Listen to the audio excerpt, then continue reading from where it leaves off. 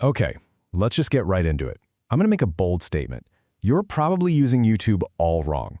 And look, it's not really your fault. The platform is going through this massive change right now. There are these new AI tools that can literally save you hours of your life, or they can totally waste your time with completely made-up information. I mean, we've all been there, right? You're watching a 45-minute video and you know the one answer you need is buried in there somewhere. So you're just scrubbing back and forth on that timeline, squinting at that tiny little preview window. It's just a huge waste of time. But what if you never, ever had to do that again?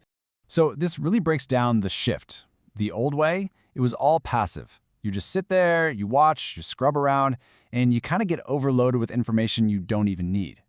The new way, though, is all about active learning. Getting answers instantly, and, actually understanding the stuff you're watching on a much deeper level. So how do we do it? Well, you can meet your new AI co-pilot. YouTube is actually rolling out this conversational AI tool, and you'll see it as a little Ask button right inside the video player. This isn't some third-party app or a browser extension. It's built right into YouTube on your phone, on the web, even on your smart TV. The whole point is to bridge that gap between just watching something and truly getting it. And how it works is just incredibly simple. While a video is playing, you'll see that Ask button.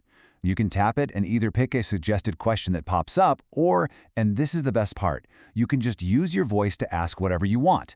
The AI then spits out a summary or a direct answer right there on the screen. You don't have to leave the video at all. And you can see right away how practical this is. Let's say you're watching a cooking video. You can just ask for the ingredient list. Done. Or maybe you're listening to a super dense podcast. Just ask it to explain a complicated idea in simple terms. You don't have to open up another tab and Google it anymore. But this is way more than just a little convenience. This is about completely changing how you interact with video. You're not just a passive viewer anymore. You're actually building a powerful, active learning system for yourself. And hey, you don't have to take my word for it. Check out this quote from a user on Reddit who's already doing this. They're getting the main ideas from 10, 20-minute videos. That's over 3 hours of content in just 10 minutes. Think about that. That's a huge return on your time. And this is where it gets really powerful. You can ask the AI to summarize and even compare info from multiple videos at the same time. I mean, imagine catching up on a whole week of tech news in just minutes, or getting the key points from a 3-hour podcast while you're making coffee. You could even create an instant time-stamped study guide for a lecture. You stop being a viewer and you start being a researcher. Okay, but wait. Before you get too excited and start throwing links at this thing, we have to talk about a pretty major problem. Because if you're not careful, you're going to get burned. There's this critical issue that a lot of users are starting to call the lazy AI problem. So here's the million-dollar question. When you ask the AI for a summary, is it really processing every single second of that video from beginning to end? Well, what a lot of people who are testing this are discovering is that most of the time the answer is a big fat no. This quote from a Reddit user just hits the nail on the head. They say it feels like the AI just glances at the video title, the description, maybe some of the top comments, and then it hallucinates a generic summary. It sounds right, but it's totally shallow and misses all the important details inside the actual video. It's basically just taking a shortcut. So let's be clear on what this word hallucination means. It's when an AI model just, it makes things up. It generates an answer that sounds super confident and plausible, but it's factually wrong, or it's not based on the video you actually gave it. And that can be seriously misleading if you're not paying attention.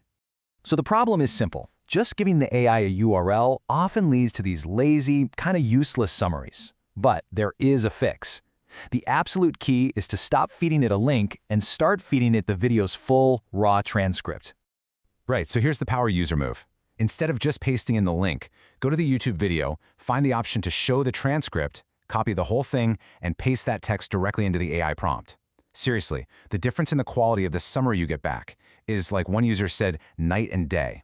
The AI stops guessing, and it actually starts analyzing the real content.